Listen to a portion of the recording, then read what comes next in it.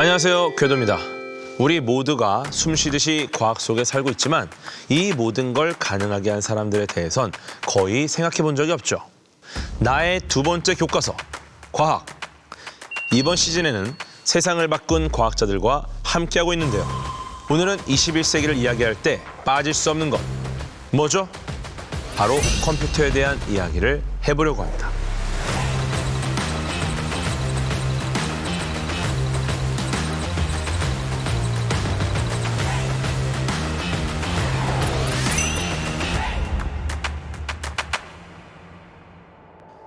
(1952년 1월) 영국의 한 과학자가 풍기문란 혐의로 법정에 섰습니다.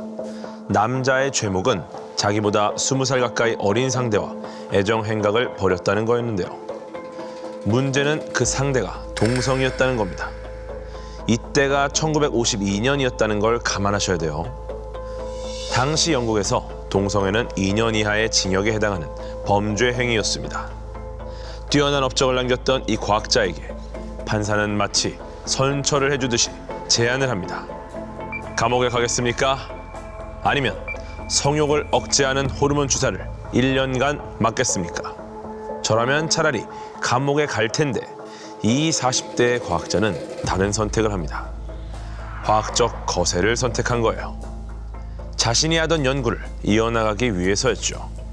그리고 여성 호르몬인 에스트로겐을 지속적으로 투입받았는데요. 결국 몸은 점점 여성처럼 변해가고 목소리도 변했습니다. 거기다 동성애자라는 낙인이 찍혀서 2차 대전을 승리로 이끈 전쟁 영웅이었지만 조국에서도 인정받지 못했죠. 이 사람이 바로 오늘의 첫 번째 주인공, 앨런 튜링입니다.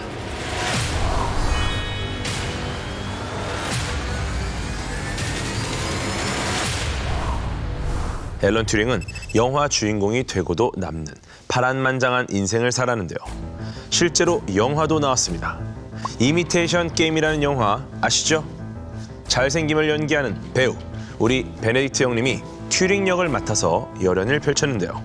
영화는 수학자인 앨런 튜링이 애니그마라는 나치의 암호를 해독하고 전쟁을 승리로 이끄는 내용을 다루고 있습니다. 아니, 오늘 컴퓨터 얘기한다더니 수학자의 전쟁 얘기가 왜 나오는 거야? 사실 우리나라에선 컴공이 공학적인 이미지가 강하지만 컴퓨터 공학은 컴퓨터 과학의 일부 영역이고요. 컴퓨터 과학 자체는 수학과 논리학에서 출발했습니다. 그래서 수학자들이 컴퓨터 과학의 아버지였는데요. 그 중에 한 명이 바로 앨런 튜링이었습니다. 컴퓨터는 어느 한 사람이 만든 게 아니에요. 누가 컴퓨터의 아빠냐? 이것도 과학자들 사이에서 아주 첨예한 주제죠. 1980년대만 해도 앨런 튜링은 이런 논쟁에서 크게 언급되지 않았습니다. 하지만 지금은 튜링의 공적을 많은 사람이 알고 있죠. 2021년에는 영국 50파운드 화폐, 우리로 치면 5만 원권처럼 최고의 권이죠. 여기에 튜링의 얼굴이 등장했습니다. 그전엔 증기기관을 만든 제임스 와트와 매튜 볼턴이 그 자리에 있었으니까 튜링의 존재감을 짐작할 수 있으시겠죠? 50파운드에 튜링의 얼굴과 함께 실린 게 있었는데요. 바로 튜링의 암호 해독기였던 본부의 도면입니다. 이 장치가 컴퓨터의 탄생에 공헌을 했기 때문에 한번 자세히 들여다보겠습니다. 1939년 제2차 세계대전에서는 독일 나치에 맞서서 영국, 프랑스, 미국을 비롯한 연합군이 대립을 했습니다. 당시 독일군은 애니그마라는 기계로 모든 작전을 암호로 만들어서 전달했는데요. 영국은 이 암호를 해독하기 위해 블래칠리 파크라는 비밀 연구소를 세웠습니다. 영국 첩보부가 이 연구소의 팀장으로 스카우트한 사람이 앨런 튜링이었어요. 튜링은 수학 천재로 명성이 자자했거든요. 미국에서 박사학위를 받을 때도 이름을 날리다가 결국 스카웃이 된 거였어요. 아무튼 튜링이 수학팀장으로 연구소에 있을 때 영국의 골칫거리는 독일 잠수함이었습니다.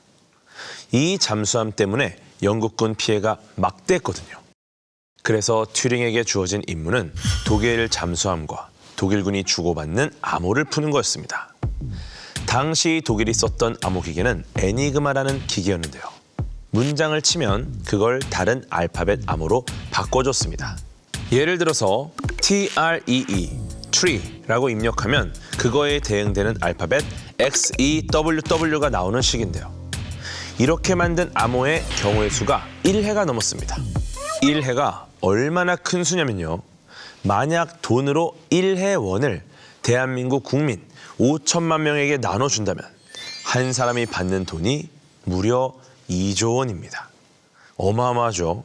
그만큼 사람이 이 암호를 푸는 건 사실상 불가능했습니다. 튜링은 기계가 만든 암호는 기계로 풀어야 한다고 생각했어요. 그래서 봄부라는 기계를 만들었는데요. 폴란드에서 만든 걸 개량한 장치였죠. 이걸로 암호를 어떻게 풀었냐면요. 우선 독일군이 아침에 A, B, C, D, E, F, G, H, I, J, K 라는 암호문을 보내면 아침이니까 이걸 굿 모닝으로 가정해보는 겁니다. 그럼 A는 굿모닝의 G가 되는 거죠. 그런 식으로 알파벳을 짝 지어놓고 암호문이 해독되는지 확인한 건데요. 이걸 사람이 일일이 하면 백날 첫날에도 답이 안 나오겠죠? 그걸 해준 게 튜링이 만든 봄부입니다. 봄부는 알파벳을 짝 지을 수 있는 경우의 수를 하나씩 확인하면서 해석했을 때 말이 되는 경우를 찾아내는데요. 독일도 가만히 있지는 않았습니다. 애니그마보다 복잡한 로렌츠 암호를 만든 거죠. 튜링이 있던 연구소에서는 봄부의 기초에서 콜로서스라는 새로운 암호 해독기를 만듭니다. 콜로서스는 봄부와 달리 이미 해독한 내용을 기계에 저장해놓고 비교할 수 있는 기계였는데요. 초당 5,000자의 속도로 암호를 해독할 수 있었습니다. 이런 봄부와 콜로서스는 2차 세계대전에 종전을 2년 앞당기고 1,400만 명의 목숨을 구했다는 평가를 받고 있죠. 보통 애니악을 최초의 컴퓨터로 많이 알고 계신데요. 콜로서스는 애니악보다 2년 전에 만들어진 사실상 최초의 전자식 디지털 컴퓨터였습니다. 그런데도 봄부나 콜로서스의 존재는 군사 기밀이었기 때문에 1970년대 후반까지도 알려지지 않았습니다. 그래서 우리가 흔히 애니악만 익숙하게 알고 있는 거죠. 물론 애니악은 범용 컴퓨터로서는 최초였습니다. 범용이 무슨 뜻이냐면 하드웨어를 바꾸지 않아도 소프트웨어만 바꾸면 다른 작업을 수행할 수 있는 그런 컴퓨터입니다. 예를 들어서 계산기나 세탁기, 전자레인지도 내부에 컴퓨터가 있는데요. 그 하드웨어로 빨래, 음식 데우기 같은 특정한 작업만 수행하는 컴퓨터죠. 이런 건 범용이 아닙니다. 우리가 쓰는 노트북, 스마트폰 같은 게 범용 컴퓨터죠. 사실상 우리가 컴퓨터라고 생각하는 것이 범용 컴퓨터인 겁니다.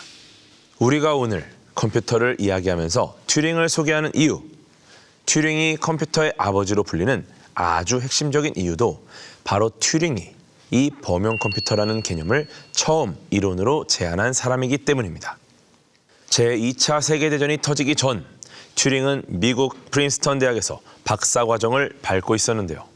이때 계산 가능한 수에 관하여라는 논문을 내서 세상을 깜짝 놀라게 합니다. 여기에 튜링 기계라는 개념이 등장하는데요. 튜링 기계는 진짜 기계가 아니라 가상의 기계입니다. 이게 뭐냐면요. 우선 칸마다 0이나 1이 적힌 끝이 없이 긴 종이 테이프가 있습니다. 0과 1로만 이루어진 숫자. 뭔가 익숙하시죠? 튜링 기계는 0과 1, 이진법을 사용하는 현대 컴퓨터가 작동하는 원리의 시초입니다. 그리고 한 번에 테이프를 한 칸씩 읽는 스캐너 같은 장치가 있어요. 이 스캐너에 어떤 작동 규칙, 명령을 넣는데요. 이게 우리가 알고리즘이라고 부르는 겁니다. 튜링은 수학적 알고리즘에 의해 작동하는 가상의 기계를 제안한 건데요. 이 튜링 기계, 목적은 계산입니다. 동작은 단순하지만 이걸로 공학용 계산기나 컴퓨터로 풀 수 있는 모든 문제를 풀 수 있어요. 튜링은 여기서 더 나아가 모든 연산 규칙을 다 담을 수 있는 보편적인 기계가 가능할지 논의했었는데요. 우리가 생각하는 컴퓨터의 핵심적인 특징인 범용성, 상황에 따라 다양한 방식으로 작동하는 이런 특성은 늘 튜링의 관심사였습니다. 인간의 뇌가 가지고 있는 대단한 능력이 범용성이고 어떤 의미에서 우리의 뇌 역시 범용 기계라고 생각했기 때문이죠. 그런 의미에서 튜링은 인공지능의 아버지라고도 평가받는데요. 튜링은 계산하는 기계가 생각하는 기계가 될 수 있을 거라고 생각했습니다. 계산하는 기계가 다양한 경우의 수를 계산해서 체스 같은 게임을 하고 결국엔 지능이 있는 것처럼 행동하는 것까지 가능하다고 상상한 거예요. 지능에 대한 생각을 놓지 않았던 튜링은 1950년 획기적인 논문을 발표합니다. 계산하는 기계와 지능이라는 논문인데요. 논문의 첫 문장은 이렇게 시작합니다. 기계가 생각할 수 있을까라는 질문에 대해 고려해 볼 것을 제안한다. 앨런 튜링 하면 대표적으로 언급되는 유명한 문장인데요. 현대 인공지능 개념에 시동을 건 논문으로 꼽힙니다. 이 논문이 유명한 이유는 또 있는데요. 바로 튜링 테스트라는 획기적인 발상 때문입니다. 튜링 테스트는 과연 기계가 지능을 갖고 있는지 아닌지 확인하는 방법이 담긴 테스트입니다. 과정은 간단합니다. 마치 우리가 채팅을 하는 거랑 비슷하다고 보시면 돼요. 모르는 상대랑 채팅을 하는데 이때 그 상대는 인간일 수도 있고 기계일 수도 있겠죠. 그래서 질문을 던지는 인간은 상대방의 답변을 들으면서 상대방이 인간인지 기계인지를 맞히는 겁니다. 그래서 튜링은 만약 기계가 하는 답변이 사람과 아주 비슷해서 구분되지 않는 정도라면 생각하는 기계라고 봐도 좋다, 이런 주장을 했습니다. 그럼 튜링 테스트는 어떤 질문으로 이루어져 있을까요? 튜링이 제시한 가상 대화 샘플을 일부 보여드리겠습니다. 당신이 지은 시의 첫 행인 그대는 여름날에 비하리까 에서 여름날보다는 봄날이 낫지 않겠습니까? 그러면 운율이 맞지 않아요. 그럼 여름날 대신 겨울날은 어떻습니까? 그러면 운율은 맞습니다만 글쎄요, 겨울날에 비유되고 싶은 사람은 없을 테니까요. 이 답변자는 여름날과 봄날은 운율이 맞지 않는다는 것도 알고 있고 사람이 겨울에 비유되는 걸 그다지 좋아하지 않는다는 사실까지 알고 있어요. 여러분이 보시기엔 어떠신가요? 이 정도면 답변자가 인간이라고 볼 수 있을 것 같나요? 당시 튜링은 이 정도 답변이면 상대가 인간인지 아니면 인간인 척하는 기계인지 구분하기 어렵다고 주장했어요. 그러면서 지금부터 50여 년이 지나면 이 테스트를 뛰어나게 수행하는 기계를 프로그래밍할 수 있을 것이다 라고 주장했는데요. 어땠을까요? 튜링의 예측이 맞았을까요? 튜링이 이 테스트를 고안한 이후로 새로운 기계들이 계속 도전장을 내밀었는데요. 이 논문이 나온 지 64년 만인 2014년에 처음으로 튜링 테스트를 통과한 프로그램이 등장합니다. 러시아에서 개발한 인공지능 유진 구스트만이었는데요. 모순되는 답변도 많이 했기 때문에 테스트를 통과한 걸로 보기 어렵다는 전문가들도 많습니다. 자, 그러면 과연 챗GPT는 튜링 테스트를 통과했을까요? 쉽게 상상하실 수 있을 텐데요. 그렇습니다. 2025년 4월에 챗GPT 4.5 버전이 아주 뛰어난 성적으로 통과했어요. 300명의 참가자가 1023회에 걸쳐 진행했는데 결과는 7대 3이었습니다. 챗GPT가 7로 압승을 했습니다. 그러니까 답변을 보고 인간이다 라는 답변을 들은 횟수가 인간보다 챗GPT가 훨씬 많았던 거예요. 튜링 테스트에서 기계가 인간을 이긴 건 이번이 처음입니다. 소름 돋지 않습니까? 앨런 튜링은 이런 기계가 약 50년 후에 나올 거라고 예측했는데 75년 만에 현실이 된 거죠. 그런데요, 제가 아까도 잠깐 말씀드렸지만 컴퓨터라는 건 하드웨어도 있고 소프트웨어도 있고 누구 한 사람이 한순간에 발명해낸 것도 아니라서 탄생 과정에 지분을 가진 사람이 많습니다. 앨런 튜링도 그중 한 사람인데요. 전쟁 때 튜링했던 일들이 국가 기밀로 오랫동안 베일에 쌓여 있어서 튜링을 컴퓨터의 아버지로 보기 시작한 건 1980년대 이후예요. 그 전까지 컴퓨터 개발에 누구의 공이 크냐 하고 논쟁을 하면 튜링이 아니라 다른 세 사람이 많이 언급되는데요. 공학자였던 존 프레스퍼 에커트, 물리학자였던 존 모클리, 그리고 오늘의 두 번째 주인공인 이 사람입니다. 미래에서 온 남자라고 불릴 만큼 미친 천재로 알려진 사람, 바로 존 폰 노이만입니다.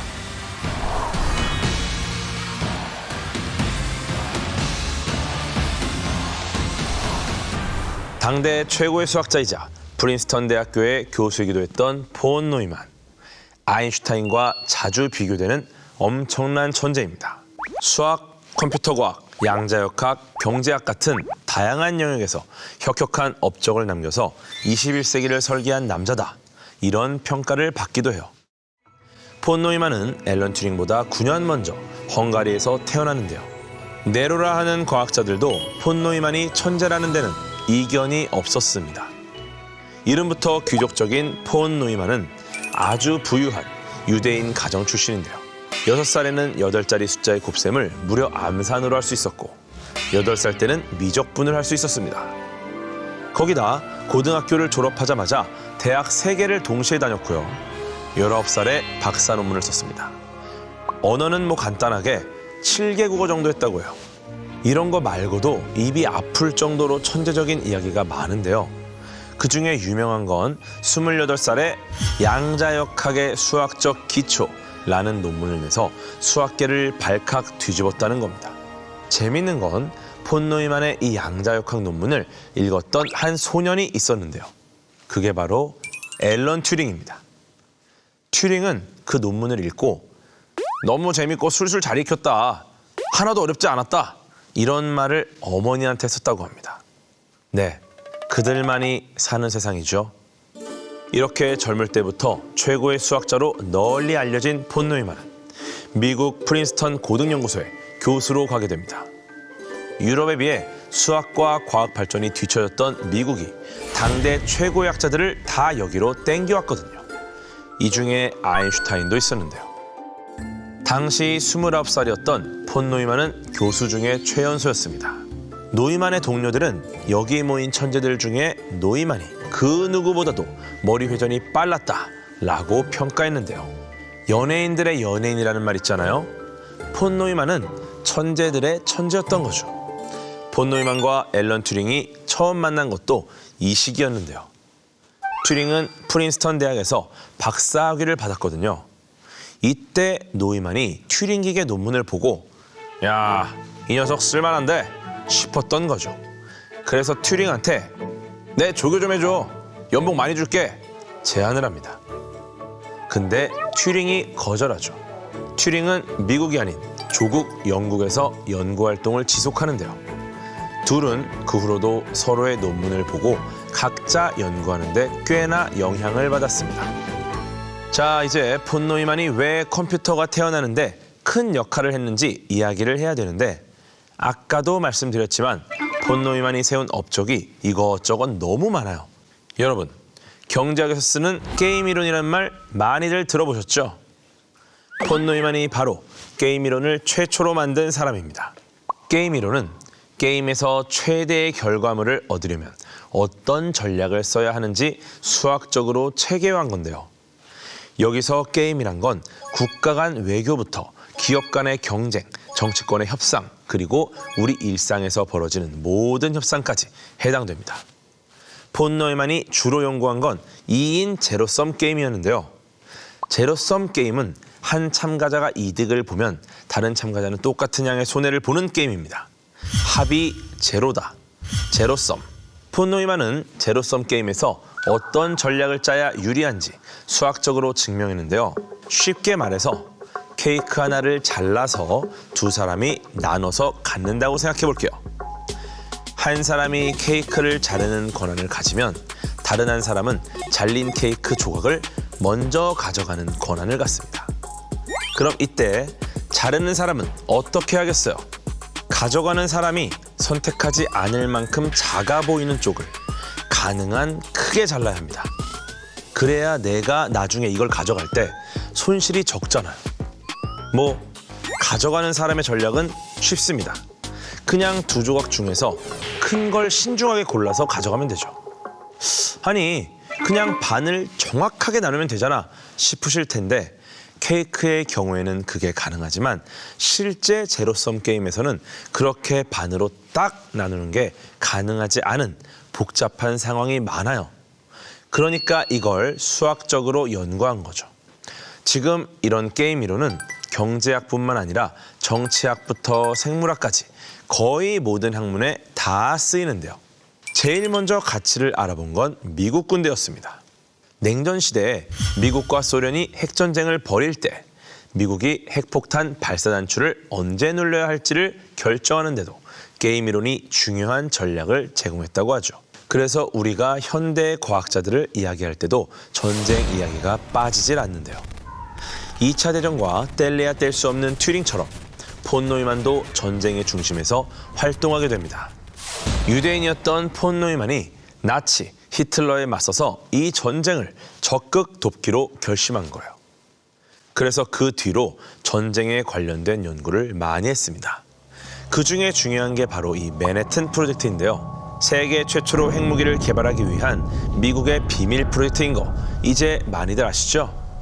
여기 수장이 오펜하이머였는데요. 핵분열 실험이 계속 실패하니까 오펜하이머가 우리 천재 폰 노이만한테 좀 도와줘 하고 SOS를 한 거예요. 그때 과학자들이 만들고 있던 건 우라늄 폭탄이었는데요. 이게 농축하는 데 시간이 오래 걸리는 문제가 좀 있어서 플루토늄 폭탄도 하나 더 만들어야 되는 상황이었습니다. 특히 플루토늄은 훨씬 복잡하고 정밀한 설계를 해야 하는 상황이어서 더 파괴력이 강한 폭발을 위해 폭발 렌즈라는 게 필요했고 이걸 만든 사람이 폰 노이만이었습니다. 그리고 적국에 더 큰 피해를 입히려면 어디서 터뜨려야 할지 완벽한 시뮬레이션이 필요했는데 그것도 폰 노이만이 했죠. 그런 치밀한 계산 아래서 팬맨이라 불리는 이 플루토늄 폭탄이 1945년 8월 9일 일본 나가사키에 투하되고 지상 500m 지점에서 폭발합니다. 그리고 폰 노이만의 예측대로 이 폭탄은 일본에 씻을 수 없는 피해를 남깁니다. 노이만이 과학적으로는 대단한 발명을 했지만 인류에겐 끔찍한 결과가 된 거죠. 맨해튼 프로젝트에 관련이 있는 과학자들이 이 프로젝트의 결과를 두고 반성과 후회를 했다고 알려져 있는데요. 폰 노이만은 정반대였습니다. 끝까지 핵 개발이 정당하다고 생각했어요. 강력한 핵에 대한 두려움만이 전쟁을 막을 수 있다고 생각했던 거죠. 이제 슬슬 컴퓨터 얘기로 넘어가 보려고 하는데요. 노이만도 튜링처럼 컴퓨터의 아버지로 불렸습니다. 이것도 전쟁과 관련이 있는데요. 맨해튼 프로젝트에서 핵폭탄 모의 실험을 할 때 어마어마한 계산량을 빠른 속도로 계산할 수 있는 기계가 필요했거든요. 노이만은 제일 빠른 계산기를 찾기 위해 미국 전역을 돌아다녔는데 그러다 만난 것이 바로 그 유명한 ENIAC입니다. ENIAC, 아까 최초의 범용 컴퓨터라고 말씀드렸죠? 당시에 미국에서 총알보다 빠른 계산기라고 아주 떠들썩했습니다. 기존의 계산기보다 1000배나 빨랐거든요. 보시면 아시겠지만 우리가 지금 아는 컴퓨터와는 달리 어마어마하게 컸어요.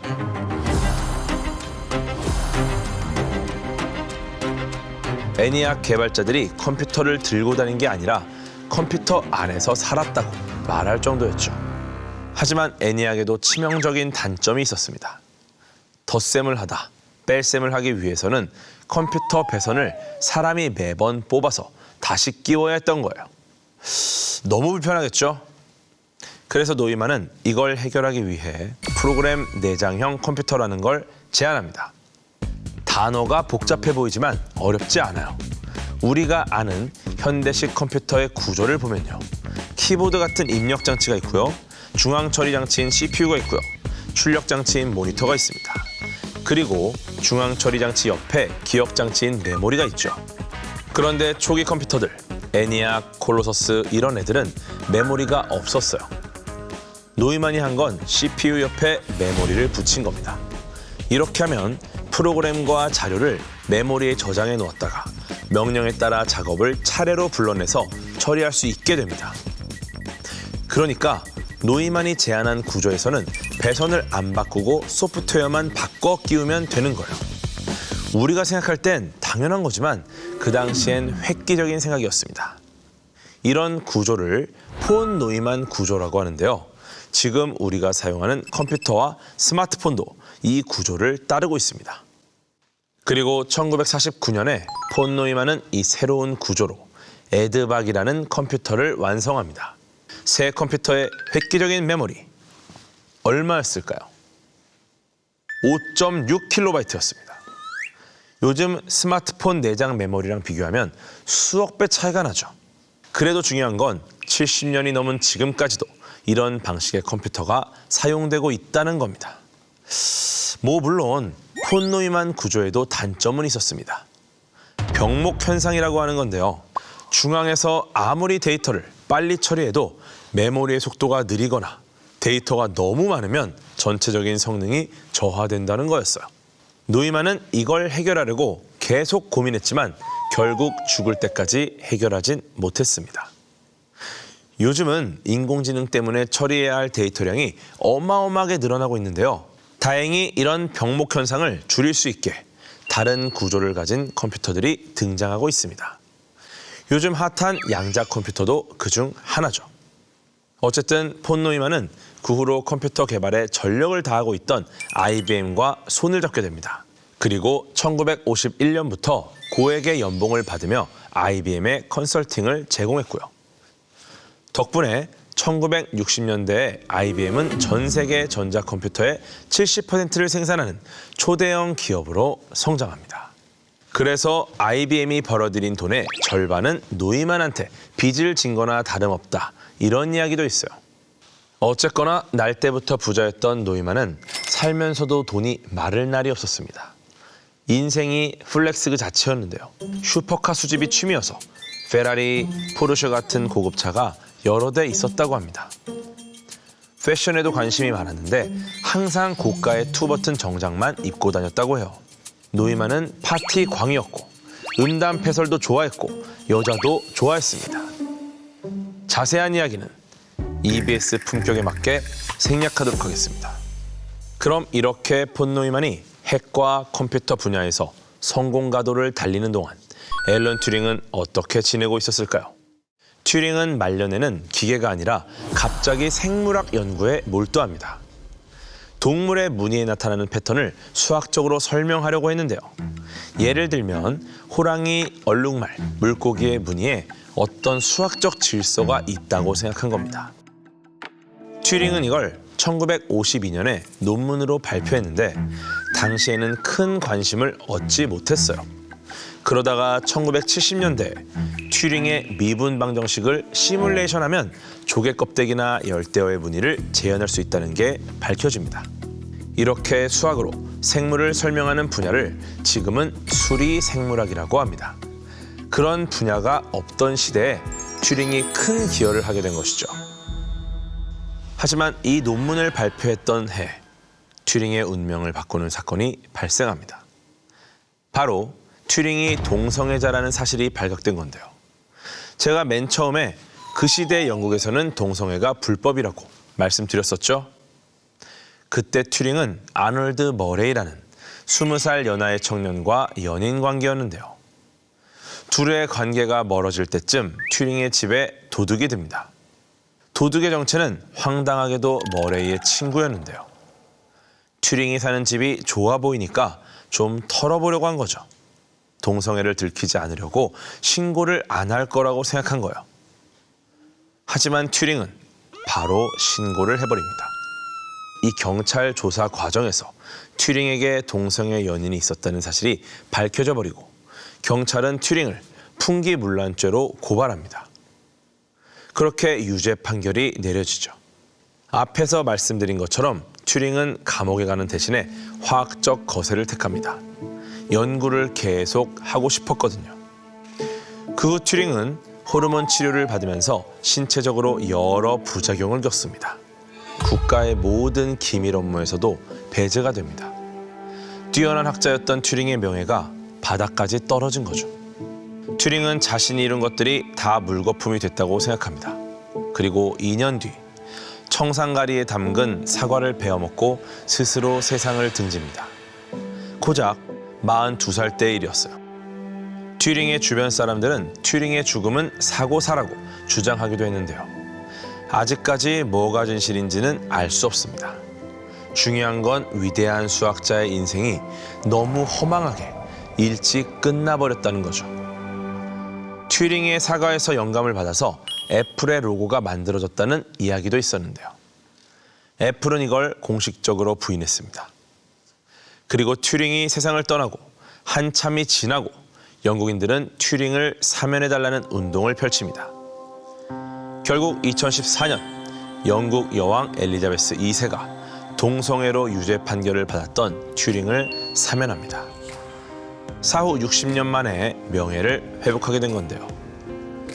2016년에는 영국에서 앨런 튜링법이라고 불리는 동성애자 사면법까지 만들어졌습니다. 과거의 동성애 금지법으로 유죄 판결을 받았던 남성들을 사면하는 법인데요. 이 법으로 5만 명 이상이 사후 사면을 받았습니다. 튜링의 인생은 짧았지만 그가 남긴 유산이 오늘날 수학, 과학, 그리고 사회까지 굵직하게 남아있는 거죠. 오늘은 21세기를 만든 컴퓨터라는 기술의 창시자들을 알아봤는데요. 튜링 기계를 만든 앨런 튜링과 폰 노이만 구조를 만든 폰 노이만. 둘 중 누가 진짜 컴퓨터의 아버지라고 볼 수 있을까요? 이거 참 결정하기 어려운데요. 솔직히 둘 말고도 아버지, 어머니 후보가 많이 있기 때문에 그냥 넘어가도록 하겠습니다. 이 둘만 다룬 것 가지고도 말이 나올 수가 있어요. 어쨌거나 과거에 등장한 컴퓨터가 지금은 인공지능으로까지 발전해 나가고 있는데요. 과연 이 다음엔 어떤 기술이 필요할까요? 앨런 튜링이 생전에 남긴 말을 들려드릴 테니 다들 고민해 보시면 좋을 것 같습니다. 무엇이든 상상할 수 있는 사람은 불가능한 것도 만들 수 있다. 그럼 다음 시간엔 여러분이 사랑하는 미지의 존재, 블랙홀을 연구한 과학자들로 찾아오겠습니다. 지금까지 궤도였습니다.